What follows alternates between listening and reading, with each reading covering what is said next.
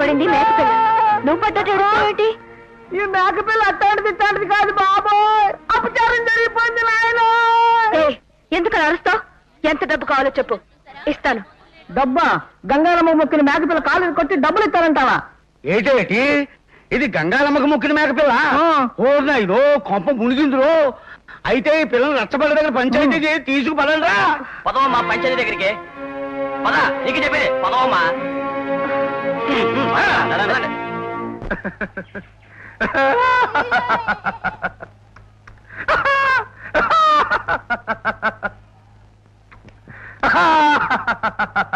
జయకృష్ణ, బాధపడమాక.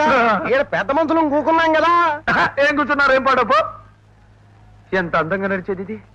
మొన్న మధ్యన కాలువగట్టు మీద టీవీగా నడిచిపెడుతుంటే ఊరంతా జయమాల్ని డాన్స్ చేసినట్టుందని పొగిడారు. ఇదిగో మగాడివై ఆ ఏడుపేట్రా. అబ్బా ఆపమని చెప్పండ్రా. అబ్బా ఇది ఆపమంటే ఆగేది కాదు బాబాయ్. నాకు గంగారమ్మ కళ్ళు కనిపిస్తున్నాయి. ఇంతింత చేసుకుని నా మేకను తొక్కిన దాన్ని ఇంకా చూస్తూ కూర్చున్నావా? మింగే అంటాంది. వద్దులే, నువ్వు మింగేస్తే మళ్ళీ ఇంకో పంచాయతీ పెట్టాలి. ఇదిగో అమ్మాయి, మా గ్రామ పంచాయతీ తీర్మానం ప్రకారం. నేను మీ గ్రామ పంచాయతీ తీర్మానాలు ఎందుకు వినాలి? మీ తీర్పుకి ఎందుకు తల వంచాలి? ఈ పిల్లకి మన గ్రామం కట్టుబాట్లు తెలవనట్టుంది, కొంచెం చెప్పండ్రా. ఇదిగో బుల్లమ్మ, మా ఊరి జనమంతా ఒకే మాట ఒకే బాట. నువ్వు అంటే అందరం కలిసి తీస్తాం టాటా. అర్థమైంది కదా. జయకృష్ణ మేకను గుద్దినందుకు అతని కాళ్ళు పట్టుకొని క్షమాపణ చెప్పమని ఆ పిల్లకి చెప్పండ్రా. ఇద్దరు కాళ్ళు పట్టుకోవాలా? పోనీ నా మేక కాళ్ళు పట్టుకుంటావా? ఏంట్రా పిల్ల కూసింది? కుయిలా కరిసింది. నువ్వు తీర్పు మార్చకపోతే నీ బుర్ర టాంగ్ టాంగ్ అని రామకీర్తన పాడిస్తానంటుంది. పిల్లకి చాలా గో రోజులు ఉంది. అలాగైతే మన తీర్పు కూడా కఠినంగానే ఉండాలా. 24 గంటల వరకు మన ఊరు మందిరం కాడ కూడు నీళ్లు లేకుండా పడి ఉండాలా. ఇది నా తీర్పని ఆ పిల్లకి చెప్పమంటావా?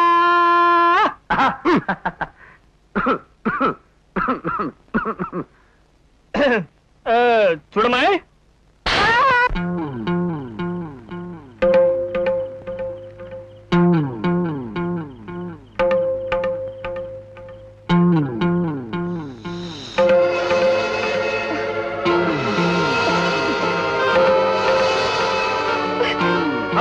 ఎక్కడికి?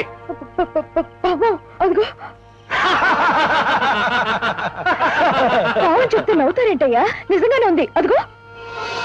అబ్బా, అది మన కులదైవమని మన ఊళ్ళో పాములు కూడా మేకలు లాంటివి అని ఆ పిల్లకి ఎవరన్నా చెప్పండ్రా.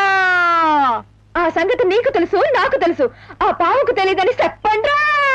అబ్బో, పిల్లకి శానా గో రోజున ఉందే. చూడమ్మాయి, దాన్ని పాము గీము అనకూడదు. నాగదేవత దండం పెట్టుకో, వెళ్ళిపోదు. మరి మీరు పెట్టరే? పెట్టండిరా.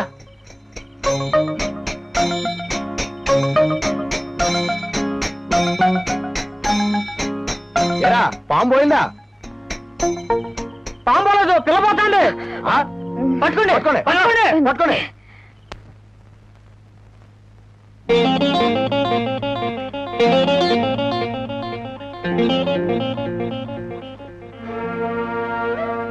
బాబు, అదేమిట్రా అన్నం తినవే? భానుమతి గుర్తుకొచ్చిందమ్మా. భానుమతి? అదెవరు? పంచాయతీ పెట్టి మందిరం దగ్గర నిలబెట్టారే ఆ అమ్మాయి. ఆ పిల్ల నీ జ్ఞాపకం రావడం ఏమిట్రా? ఆ అమ్మాయి అన్నం తింటే గాని నాకే భోజనం సహించదమ్మా. ఆ పిల్లకి నీకు ఏ సంబంధం ఉందని జాలిపడుతున్నావురా? ఆ అమ్మాయి ఎవరో కాదమ్మా, ఈ ఇంటి కోడలు. కోడలా? నీకు పెళ్ళయిందా? అవునమ్మా. అదేంట్రా, కారులో తిరిగే పిల్ల నీకు పెళ్ళం పెట్టాయిందిరా? దేవుడు రాసిపెట్టాడు. ఆ తెక్క పిల్లతో నాకు పెళ్ళయింది. మనిషి మంచిదే, కానీ మనసు నిండా డబ్బు బుడుతుందమ్మా.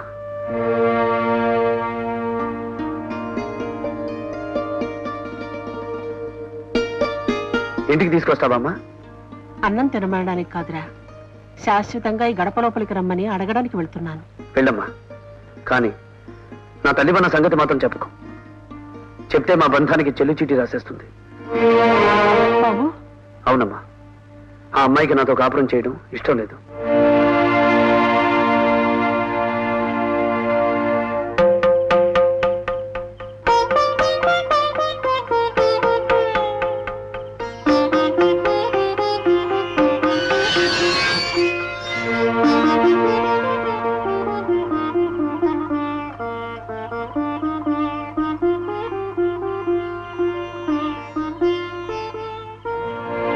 ఎవరు మీరు?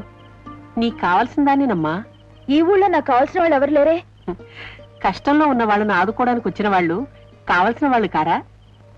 నీకు అభ్యంతరం లేకపోతే నిన్ను మా ఇంటికి తీసుకెళ్ళడానికి వచ్చాను.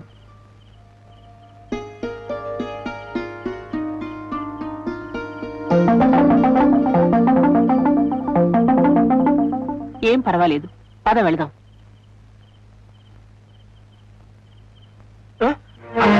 ఏంటత్తా నువ్వు చేస్తున్న పని? ఊరి పెద్దలు తెలిస్తే ఊరుకోరు తెలుసా? నోరు ముయ్యండ్రా. ఆడపిల్లని కూడా చూడకుండా అర్ధరాత్రి దాకా మందిరంలో నిలబెడతారా? చేసింది చాలే, రామ పోదాం. అత్త, నువ్వు ఆ పిల్లని తీసుకెళ్ళడానికి వెళ్ళలేదంతే. నా ఇష్టం రా, నేను తీసుకెళ్తాను. మింగితే గంగారమ్మతో నన్ను మింగమని చెప్పండి. పదమ్మా. ఇదేంటి ఇలా వదిలేసేట? ఒకవేళ మా గురుడు ప్లాన్ మార్చి ఆ పిల్లని పాకలోకి పిలిపించుకున్నాడు ఎవరా?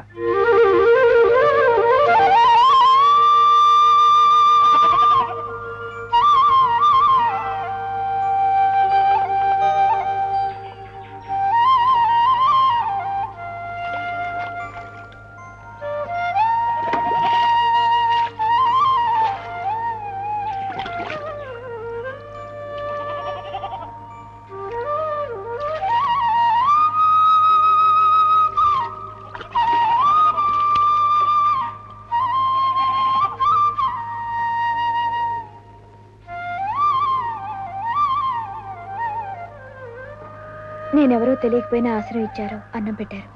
చాలా థ్యాంక్స్ అండి. రోజు పంచభక్ష పరమాణాలు తినే నీకు ఈ పేదంటి భోజనం అంత బాగుందమ్మా. మీరు పెద్ద మనసుతో చూపించిన ఆదరణ, మంచితనంతో వడ్డించిన వంటకం జన్మలో మర్చిపోలేనండి. నీ కృతజ్ఞతలు అందుకోవాల్సిన మనిషి వేరే ఉన్నారమ్మా. ఎవరు?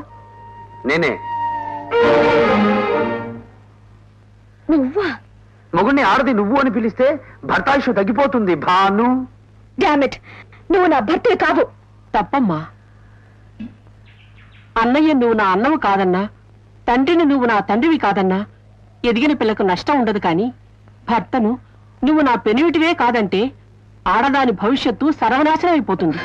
సుమతి శతకం చెప్పి నా మతి పోగొట్టాలని చూస్తున్నారా? నీకు మతంటూ ఉంటేగా భానుమతి.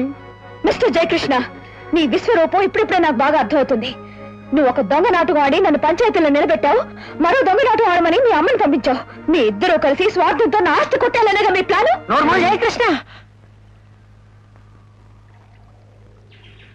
నీ బోడి ఆస్తి నాకు అమ్మ కంటే గొప్పది కాదు.